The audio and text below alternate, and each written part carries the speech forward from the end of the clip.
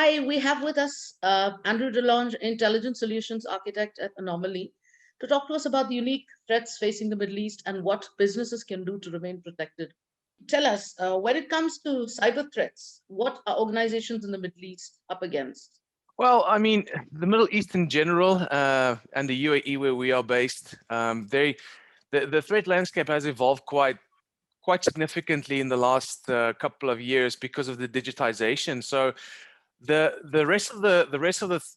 threats that the world have been facing have kind of migrated to the Middle East, and with the massive influx of businesses that are popping up across the Middle East, I mean, the Middle East is becoming a bit of a business hub, right? And a lot of companies are coming here and moving their activities here, which increases the likelihood of a cyber event. So the general threats that have been in existence for so long, the social engineering threats like phishing, the malware threats like ransomware, which is a big thing currently. There's a lot of ransomware attacks happening globally.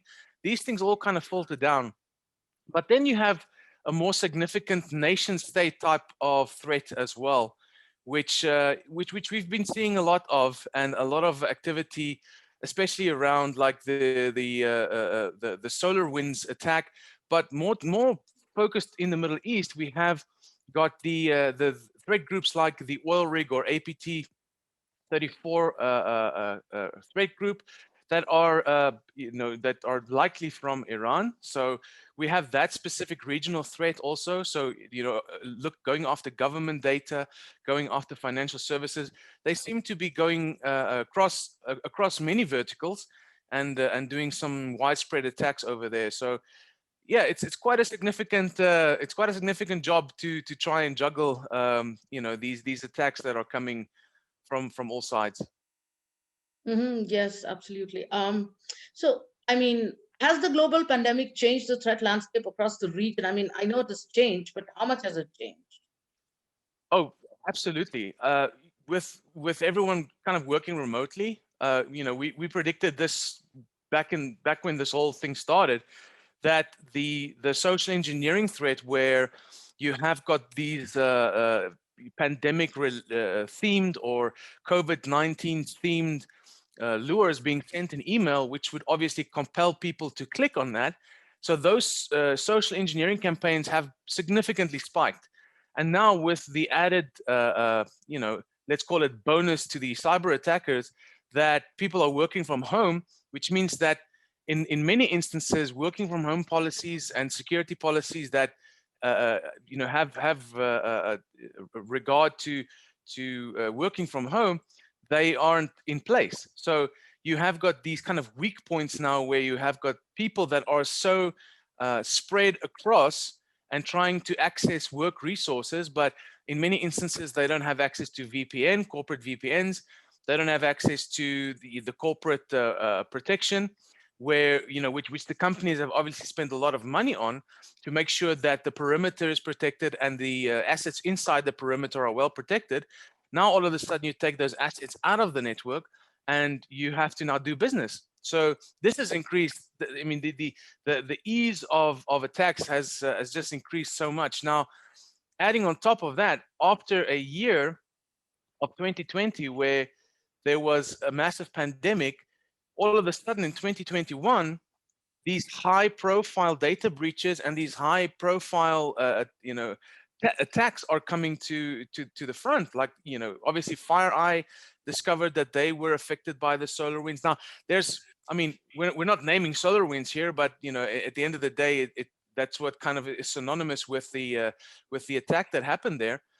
And then now the very recent Microsoft Hafnium malware that we're seeing. These are very sophisticated nation state and highly dangerous cyber attackers that are attacking and breaching companies all over the place. Security companies are even being breached. I mean, you can count, on two hands almost now, and we're not even halfway into the year, how many high-profile breaches have occurred. So if you think kind of 2020 was the layup, I think 2021 is definitely not there's going to be a lot more interesting things that are going to come out, I believe. Absolutely, absolutely. Um, Now, Anomaly provides organizations with access to threat intelligence. So, can you tell us something more about what threat intelligence is and what the Anomaly offerings are? Sure. So threat intelligence is a is a broad concept. Now, threat intelligence, think about it just in terms of those two words, threat intelligence, just being a bit more smarter about what it is you are trying to do when it comes to using data to protect your organization. So you have got vendors in the market that are purely providing threat data. So they have got sensors across the globe, and they're collecting a whole bunch of threat data, and then they push that down into a feed, so a threat feed. So you'll see vendors that sell threat feeds or threat intelligence feeds, and then you'll see vendors that provide access to their threat intelligence portals. You will see things like open source intelligence.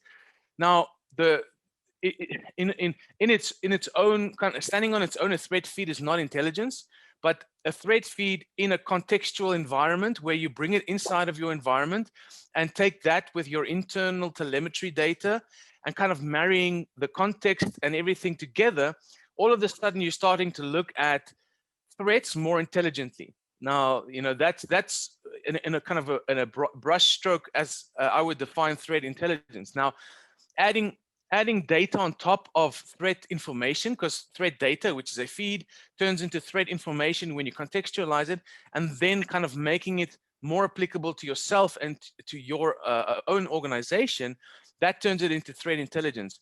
And for that, you'd need an actual program with human analysts and people that can actually do something with the data. Now, where Anomaly fits into that picture is we provide the technology that supports that. So our technology is an enabler for a threat intelligence program. So, I mean, if you think about our platforms, we have got, so we're kind of a 3 solution company at this point.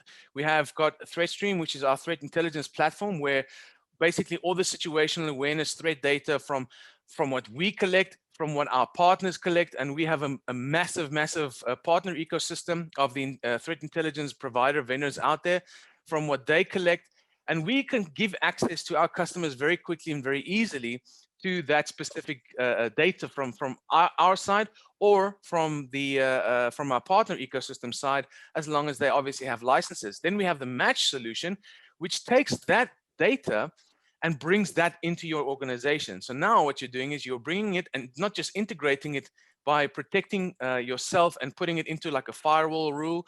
You're actually bringing that data into your environment, into our match solution, and then match runs real-time correlation against the threat intelligence that you have inside of your environment and the threat intelligence situational awareness data that you are collecting via our platform or some other platform that you may have access to.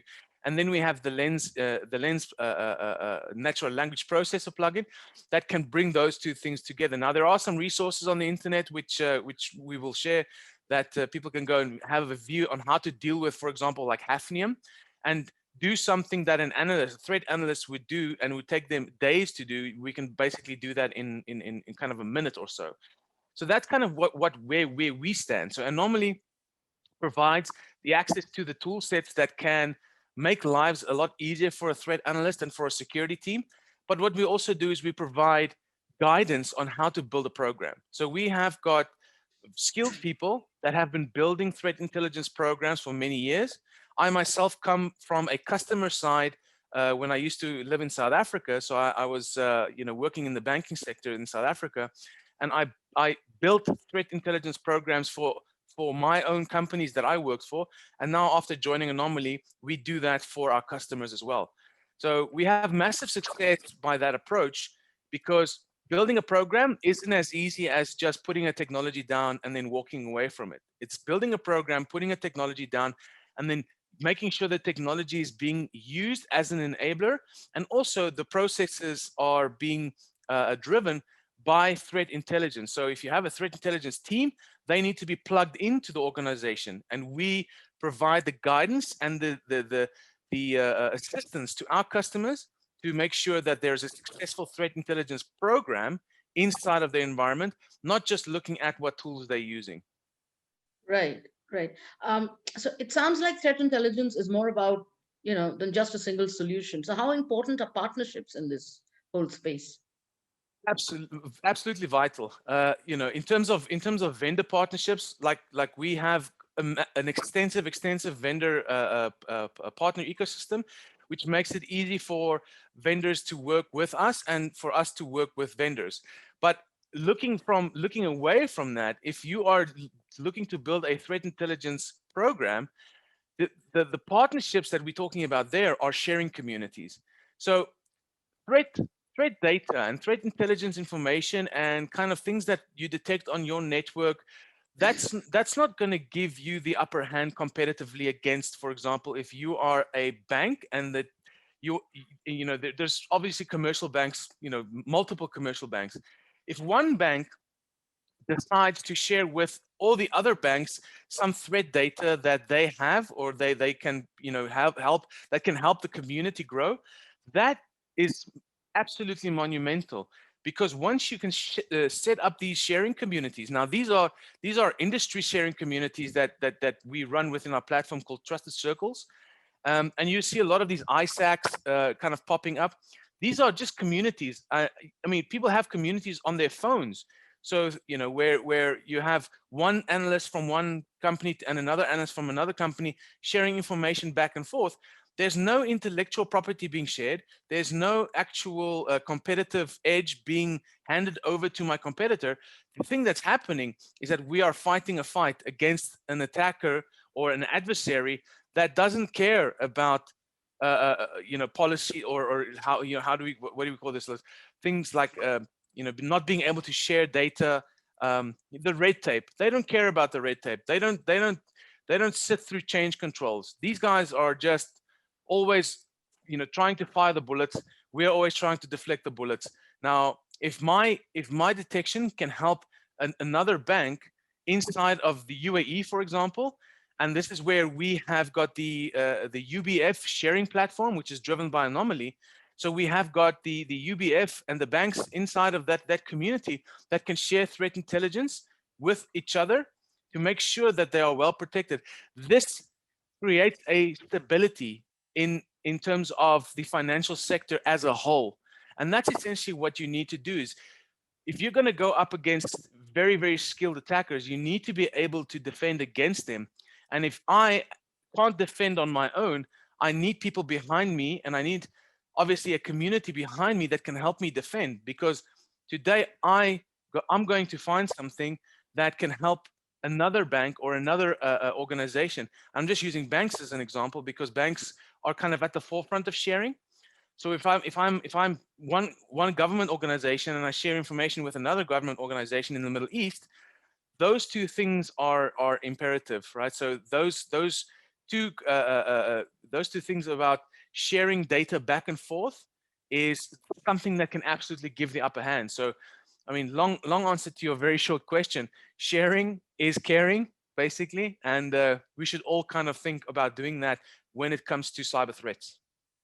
Right. And Anomaly has a very active presence in the region. So can you tell us about some of your customers here? Sure. We service customers across all business verticals. These are customers that are, like I said previously, from banking to government to customers that are in retail space. So we don't focus on a specific vertical. Obviously, threat intelligence and our platform does not specifically need to be in a specific business vertical. So we service a lot of different customers over. They all have what we call PIRs, called prioritized intelligence requirements, and that's one of the key reasons why we are so successful, is because we help to build these PIRs for them.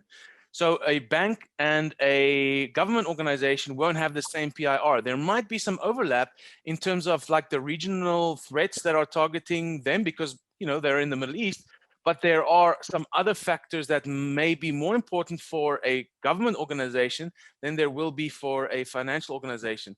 Provide them with the skills and the know-how to basically build on their platform. So Some of our customers, we have got in Saudi Arabia, for example, we have a big presence there with telecommunications. We have got the UBF Banking Federation, ISAC, that's driven by Anomali here. We have got obviously, customers across oil and gas. About us that it's good to say, or it's nice to say that you are good or you have a good product, but when your customers do that for you, and you just receive a phone call that someone else is wanting to partner with you, there's money can't buy that. So we are absolutely driven for our customers, and we are absolutely thankful to all of our customers for making us what we are, not just in the region but globally. So yeah, and hopefully we can continue on this same route.